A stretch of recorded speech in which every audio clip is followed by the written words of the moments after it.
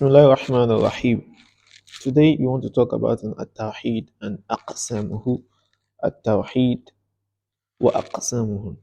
First of all, we need to talk about what is at-Tawheed vis-a-vis in other branches of Islamic studies.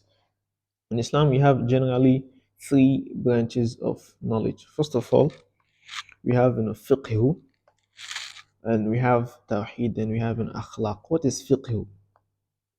When you say fiqh, it means Islamic jurisprudence. Islamic jurisprudence, which has to do with giving verdict or pronouncing ahkam, you know, that's rulings upon the actions and inactions of Muslims. For instance, now if you are mandated to pray and you are not praying, that means you are committing sin. So praying is mandatory in Islam. So lying is forbidden in Islam. Committing other crimes are forbidden in Islam.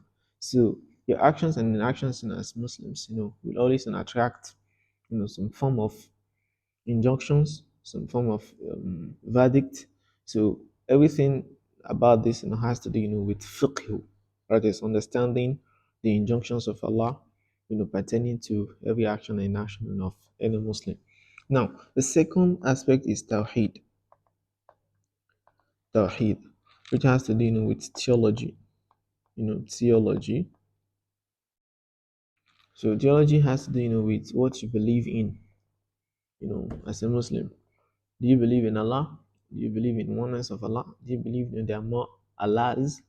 Do you believe there is one only messenger, or do you believe that there are other messengers? Do you believe in the holy book and other scriptures? And how do you believe in these things? As a Muslim, what should you believe in and what you should not believe in? So that's what Tawheed wants to talk about. And we have another aspect, which is what?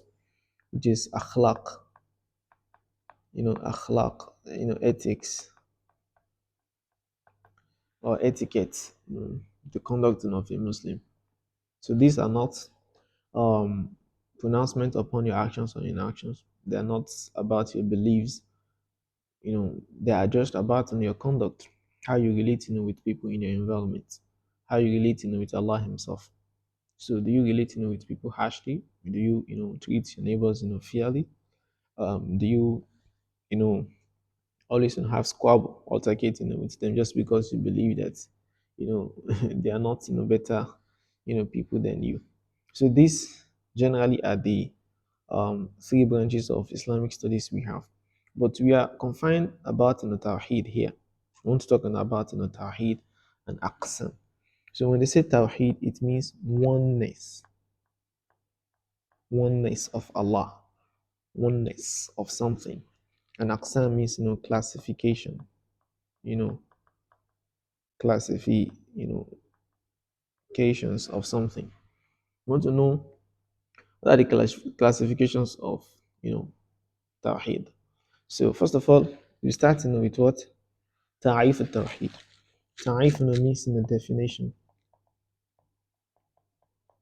definition of something. So, and we will define it in two ways, in two times. First of all, lughatan, that is literally. Literally means that, okay, in Arabic semantics, what does it mean? So if you're using it in Arabic context, so how do you use the word wahada, yuwahidu, tawhidan? How do you use the word in the tawhid? We have wahada, yuwahidu, tawhidan. Wahadahu here, it means he declared him one. He declared him one. He declared him one. That's in the past tense. And here yuwahiduhu, which means he is declaring him. He's declaring him, one. And we have Tawheed here. Tawheed means declaring declaring someone or something one. So that's the meaning. That you declare something one, you declare someone one, and um, in the past and the present and the noun. So then we have i'taqadahu wahidan. I'taqadahu wahidan. I'taqada means to believe that something is one. I'taqada means believe. So i'taqadahu wahidan. He believed that something is one. Wahid means one, and fardan means one. So that is the literal meaning of Tawhid. So we don't have to look into the Sharia meaning. That is Shara'an. So when we're talking about Shara'an, here, Shara, what does it mean, to say that Tawheed in Sharia, Shara'an.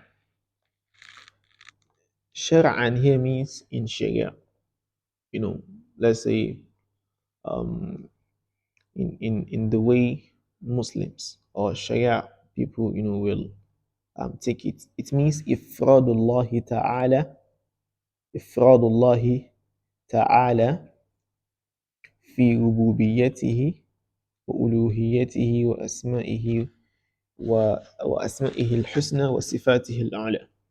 Ifradullahi is another synonym of what? Of Tawheed. So when you say ifrad,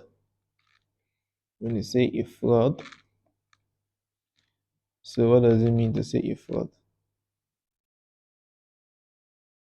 So ifrad, when you say ifrad here, it is the same meaning as saying Tawheed.